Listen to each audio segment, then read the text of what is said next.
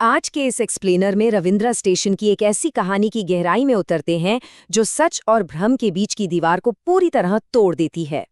हम बात कर रहे हैं अर्जुन की, जो एक फिल्म मेकिंग स्टूडेंट था और जिसे पुरानी सुनसान जगहों को रिकॉर्ड करने का शौक था।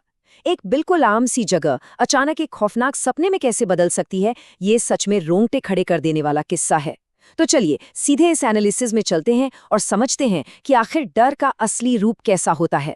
अगर स्टेशन पर बिल्कुल सन्नाटा हो और एक ट्रेन के आने की आवाज सुनाई दे, तो प्लेटफॉर्म 6 को मत ढूंढना। ये शब्द थे वहां के एक बूढ़े चाय वाले के। जब अर्जुन ने पहली बार ये चेतावनी सुनी तो वो बस हंस दिया। उसे लगा कि भूत प्रेतों की कहानियां सिर्फ अफवाहें होती हैं। लेकिन यहाँ सबसे दिलचस्प बात यह है कि अर्बन लेजेंड्स हमेशा ऐसी ही एक आम सी चेतावनी से शुरू होती हैं, जिसे शुरुआत में हमेशा नजरअंदाज कर दिया जाता है। Section 1, the setup, legend versus reality. यहाँ देखते हैं कि कहानी का आधार क्या है।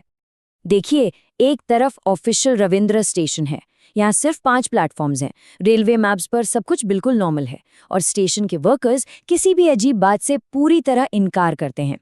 पर दूसरी तरफ वो मिडनाइट लेजेंड्स है, जिसमें एक हिडन छठे प्लेटफॉर्म का जिक्र होता है, एक ऐसी जगह जहां से लोग हमेशा के लिए गायब हो जाते हैं। ये जो कंट्रास्ट है ना, एकदम नॉर्मल रियलिटी और एक इम्पॉसिबल लेजेंड के बीच, यही डर की असली शुरुआत है। खौफ तब और ज्यादा असरदार होता है जब वो हमारी जानी पहचानी सच्चाई के ठीक पीछे छुपा हो। और इस कहानी में एक बहुत ही स्पेसिफिक वक्त का जिक्र बार बार आता है, 3:17 AM, 3:17। हॉरर नैरेटिव्स में एक सटीक समय होने से डर बहुत वास्तविक लगने लगता है। ये कोई आम आधी रात का जिक्र नहीं है, ये एक एग्जैक्ट मिनट है। ये इस बात का इशारा है कि जो कुछ भी घटने वाला है वो किसी नियम के तहत चल रहा है और उसे किसी भी हाल में टाला नहीं जा सकता। Section 2, designing psychological horror. अब देखते हैं कि दिमाग के साथ ये कहानी कैसे खेलती है। साइकोलॉजिकल हॉरर का सीधा सा मतलब है इंसान को मेंटली तोड़ना। यहाँ डर सीधे किसी फिजिकल हमले से नहीं आता, बल्कि ये अकेलेपन, कमजोरी के एहसास और आसपास की चीजों में हल्के हल्के बदलाव से पैदा होता है। असली ड्रेड तब महसूस होता है जब एक इंसान अपनी ही होशो हवास और अपनी आंखों देखी सच्चाई पर शक करने लगे। वक्त की रफ्तार को यहाँ जिस तरह डर बढ़ाने के लिए इस्तेमाल किया गया है, वो सच में कमाल है। सोचिए, 3:01 AM पर सब बिल्कुल नॉर्मल था। बाहर बारिश हो रही थी, लेकिन सिर्फ 15 मिनट बाद 3:16 AM पर पूरा माहौल बदल जाता है और ठीक 1 मिनट बाद 3:17 AM पर पूरा अस्तित्व ही खत्म हो जाता है। ये इतनी कंप्रेस की गई टाइमलाइन दिखाती है कि इंसान का जो सेफ्टी का इल्यूजन है, वो कितनी तेजी से छीना जा सकता है। अर्जुन के आसपास के माहौल को धीरे धीरे कैसे बदला गया, इस पर गौर कीजिए।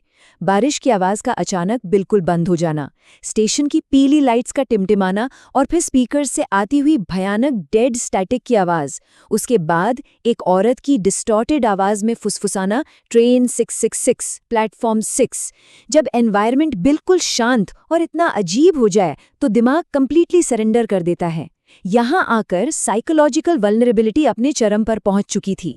Section 3, the supernatural escalation. यहाँ से साइकोलॉजिकल डर एक खौफनाक सच्चाई में बदल जाता है। एक खून जैसी झंग लगी सीढ़ी पर चढ़ने के बाद उस नामुमकिन ट्रेन की एंट्री होती है। एक पूरी तरह से काली ट्रेन जिसका कोई डेस्टिनेशन नहीं है, जिसकी खिड़कियां डार्क हैं और जिसके आसपास ठंडी धुंध तैर रही है। ये ट्रेन दिमाग के डर को एक फिजिकल सुपरनैचुरल रियलिटी में तब्दील कर देती है। और फिर शुरू होता है प्रॉपर बॉडी हॉरर। एक छोटी बच्ची जो मैली सी स्कूल यूनिफॉर्म में बिल्कुल शांत खड़ी थी, पहले उसका जबड़ा एक नामुमकिन हद तक नीचे खुल जाता है, फिर उसके मुंह के अंदर से पेल सफेद हाथ बाहर निकलते हैं और आखिर में उसका पूरा चेहरा वर्टिकली फट जाता है, जिसके अंदर हिलते हुए दांत दिखते हैं।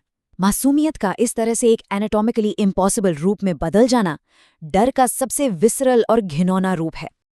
और इस सब के बाद ट्रेन के सबसे गहरे हिस्से से बाहर आती है द एंटिटी। ट्रेन से अंधेरा धुएं की तरह निकलता है। इस जीव के पैर पीछे की तरफ मुड़े हैं, हाथ जमीन पर घसीट रहे हैं और इसका शरीर ऐसा लगता है जैसे कई अलग अलग शिकारों को सिलकर बनाया गया हो।